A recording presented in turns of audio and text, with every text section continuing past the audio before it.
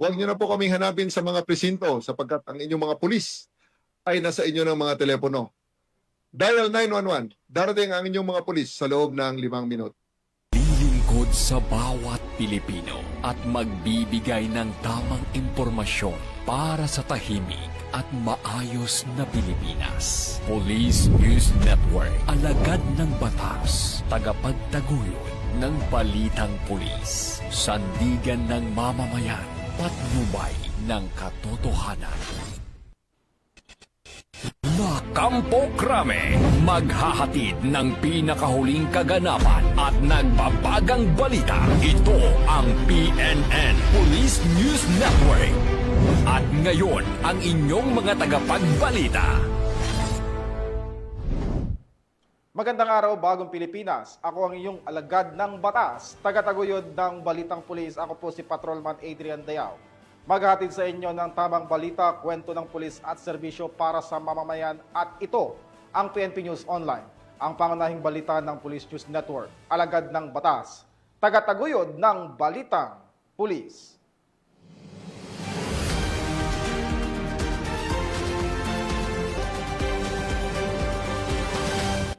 Narito ang mga balitang dapat nyong abangan.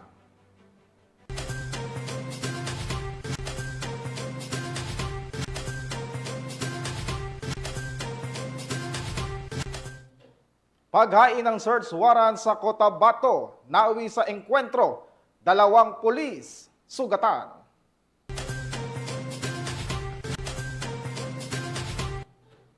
Shabu na nagkakahalagang 700,000 piso, nasamsam sa Cebu City.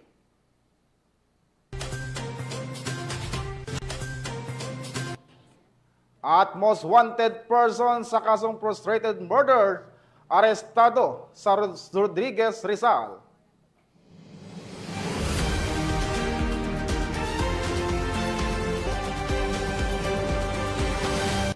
Narito ang mga balitang hatid ng ating PNN correspondents mula sa iba't ibang panig ng bansa.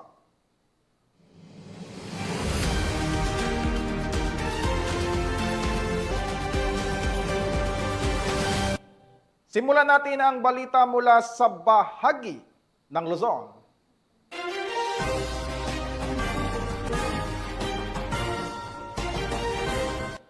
Arestado ng mga operatiba ng mga Tarem Police Station ang isang 18 anyos na lalaki na kabilang sa top 2 municipal most wanted person ng bayan ng mga Tarem, Pangasinan.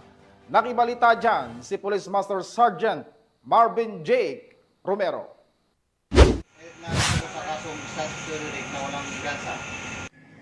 Naresto ng mga otoridad ang top 2 municipal most wanted person na si Car, 18 anyos, residente ng Barangay Pisok, Orbis Tondo, Pangasinan dahil sa kasong statutory rape. Bandang alas 5:10 ng hapon, isinagawa ng mga Tarem Municipal Police Station ang operasyon sa Barangay Burgos, mga Tarem, Pangasinan. Ang pag-aresto ay base sa warrant of arrest para sa kasong statutory rape na walang nirekomendang piyansa. Nasa kustodiya ng mga Tarem Municipal Police Station ang suspect para sa dokumentasyon bago dalhin sa korte. Mula dito sa Ilocos Region, ako ang inyong PNN correspondent, Police Master Sergeant Marvin J. Romero, alagad ng batas, tagataguyod ng balitang pulis. Maraming salamat sa Police Master Sergeant Romero. Samantala, matagumpay na naaresto ng kapulisan sa bayan ng Rodriguez, Rizal ang isang most wanted person na sangkot sa kasong frustrated murder. Nakatutok dyan si Patrolwoman GB Marie Pamoso.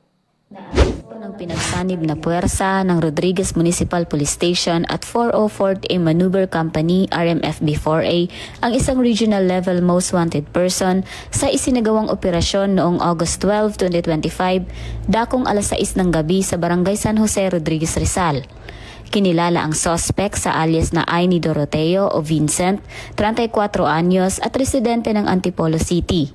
Siya ay naharap sa kasong frustrated murder batay sa warrant of arrest na inisyu ng RTC Branch 174 San Mateo, Rizal noong April 14, 2023 na may kaukulang rekomendadong piyansang 200,000 pesos para sa kanyang pansamantalang kalayaan.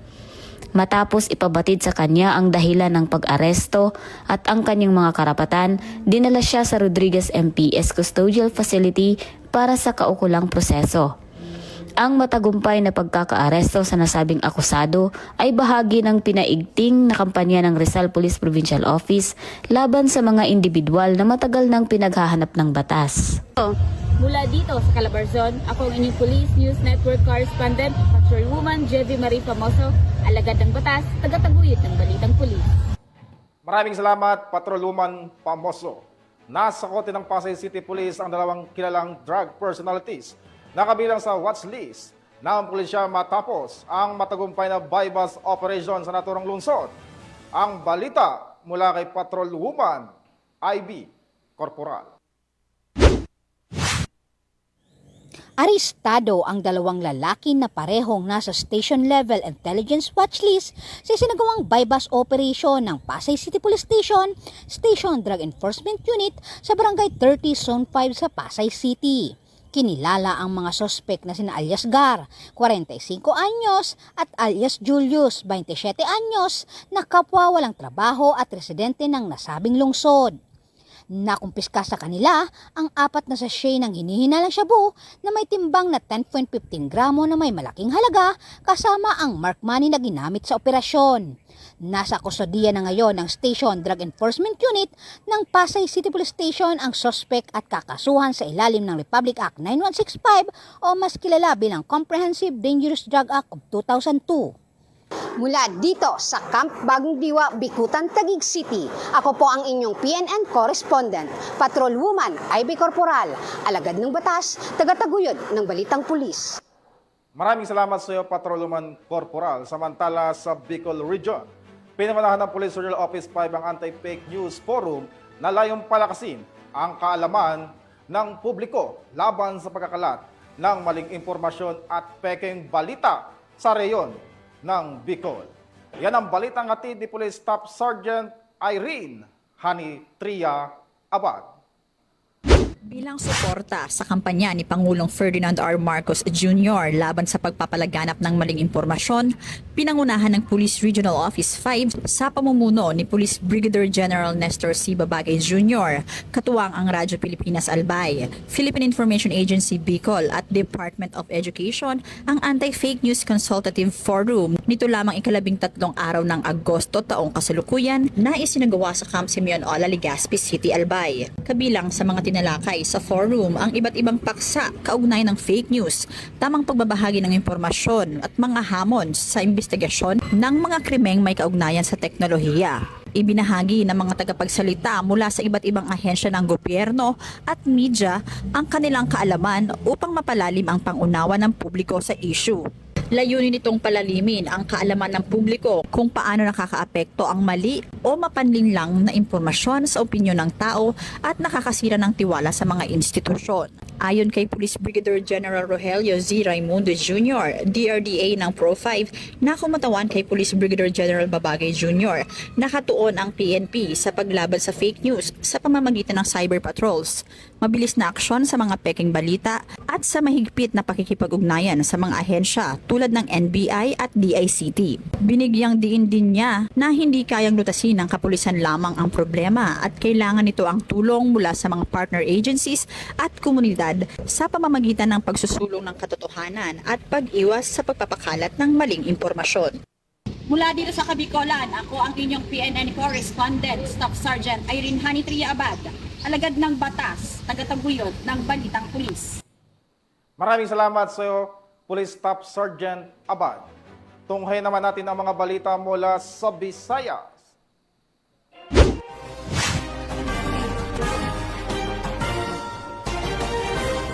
Naaresto ng mga operatiba ng Iloilo City Police Office ang isang babaeng street-level individual sa isang bypass operation sa barangay Lobok, Lapus, Iloilo City.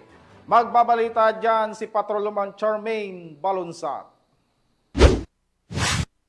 Arestado ang isang street-level individual sa isang matagumpay na buy-bus operation ng mga operatiba ng Iloilo City Police Station 8 nito lamang 12 ng Agosto taong kasalukuyan sa Barangay Lubok, Lapos, Iloilo City.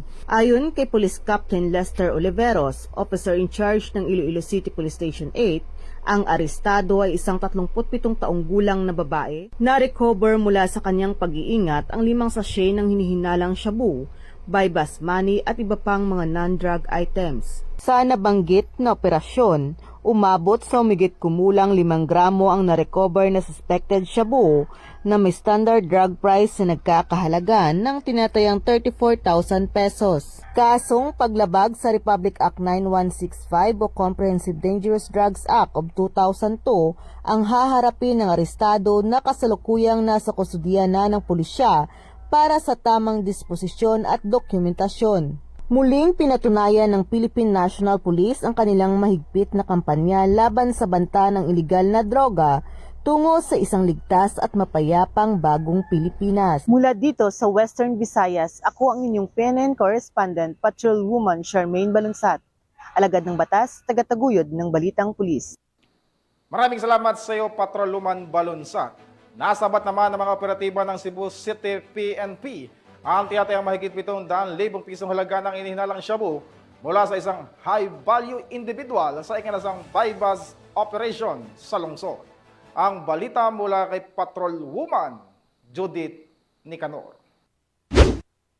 Nasamsam ng kapulisan ng Cebu City ang higit 700,000 halaga ng hinihinalang shabu mula sa high-value individual na suspect sa isinagawang buy-bus operation ng mga otoridad sa Sitio Nazareth, Barangay Buhisan, Cebu City nito lamang nakaraan. Kinilala ni Police Major Michael John M. Arandia, Chief ng City Drug Enforcement Unit, Cebu City Police Office, ang high-value individual na suspect na si alias Dave, 22 anyos na residente ng Sitio Nazareth, Barangay Buhisan, Cebu City. Batay sa ulat ng pulisya, bandang 8:30 ng gabi na ikinasa ng mga operatiba ang naturang operasyon na nagresulta sa pagka-aresto ng suspect at pagkasabat ng 3 plastic packs ng hinihinalang shabu na may timbang na 106 grams at 720,800 pesos na standard drug price, buy-bus money at coin purse. Kasalukuyang nasa kustudiya ng Cebu City Police Office Custodial Facility ang suspect at maharap sa kasong paglabag sa Republic Act 9165 o Comprehensive Dangerous Drugs Act of 2002.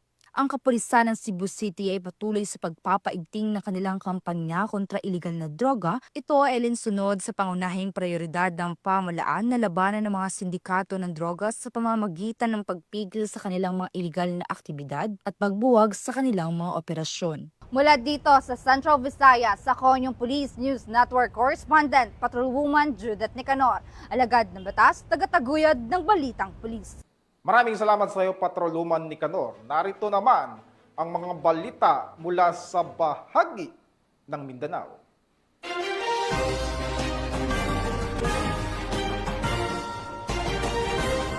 Dalawang pulis ang sugatan habang 2 armadong suspect ang nasawi sa madugong engkwentro sa Makilala, Cotabato matapos mauwi sa barilan ang paghain ng search warrant laban sa isang negosyante na hinihinalang sangkot sa paglabag sa batas at baril at bala.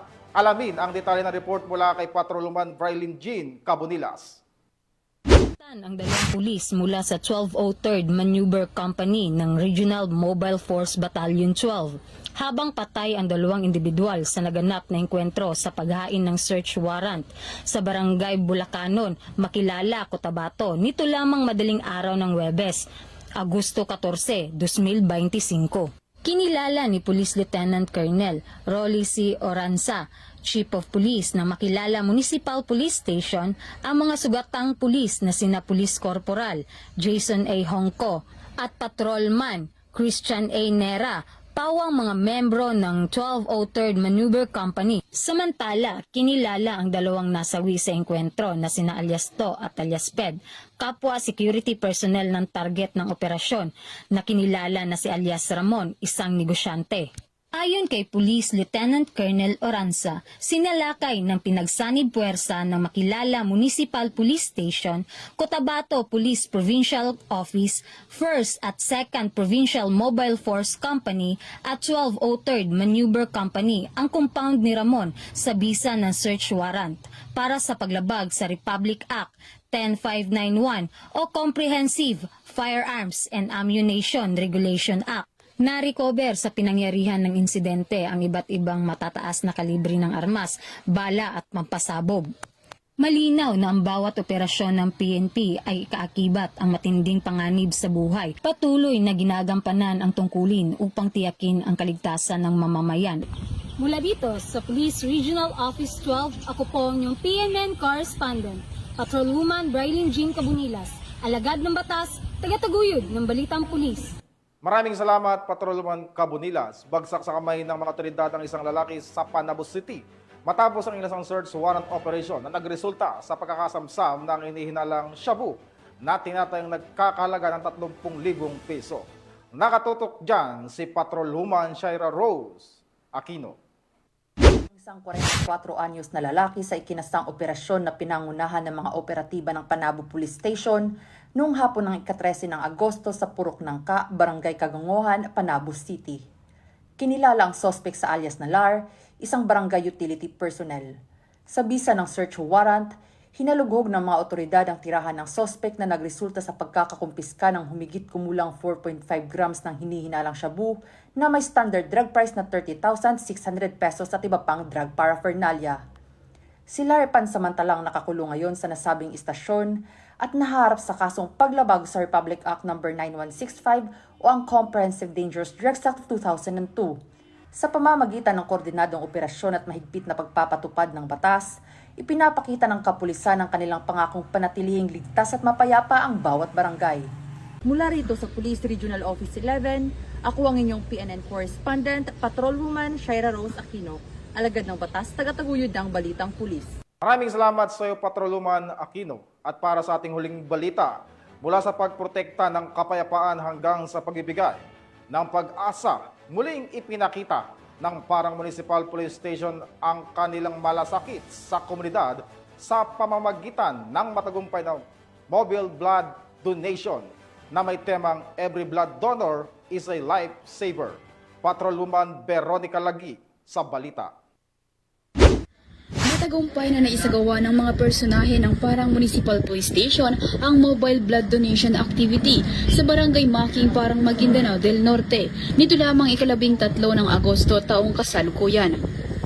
Pinangunahan ni Police Major Redsac S. Musa, hepe ng Parang MPS, ang naturang aktibidad, katuwang ang mga police trainee ng Class Bagsik Diwa, IFO Maguindanao Mobile Blood Donation Team, LGU at RHU ng naturang lugar. Ang aktibidad ay may temang Every Blood Donor is a Lifesaver na may layuning makalikom ng dugo upang makatulong sa mga pasyenteng lubos na nangangailangan at magsilbing dagdag sa supply ng mga ospital. Bahagi ito ng pagpapalaganap ng pangunahing pagpapahalaga ng PNP sa pagiging makatao na kung saan, bukod sa pagpapanatili ng kapayapaan, ng kaayusan at kaligtasan ng publiko, ang mga kapulisan ay handang magbigay ng tulong upang makapagligtas ng buhay sa pamamagitan ng kusang loob ng pagbibigay ng dugo. Mula rito sa rehiyon ng Bangsamoro, ako ang inyong Police News Network Correspondent, Patrolwoman Veronica Lagi, alagad ng batas, tagataguyod ng Balitang Pulis. Maraming salamat sa iyo, Patrolwoman Lagi. At yan ang mga balitang nakalap ng ating PNN Correspondent mula Luzon, Visayas at Mindanao. Sa ngalan ng pamunuan ng Philippine National Police sa panguna ni Chief PNP Police General Nicolas Torre III at sa pamunuan ni President Ferdinand Bongbong Marcos Jr., kami maglilingkod sa bawat Pilipino at magbibigay ng tama at balanseng balita.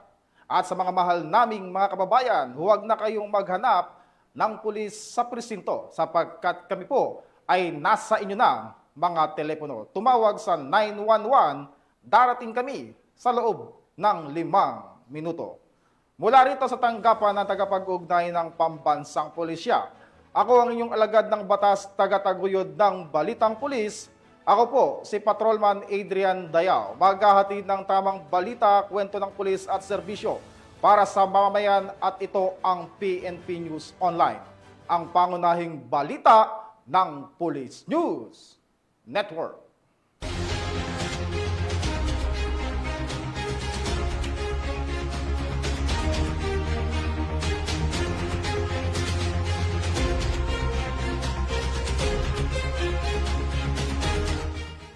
Police News Network, alagad ng batas, tagapagtaguyod ng balitang pulis.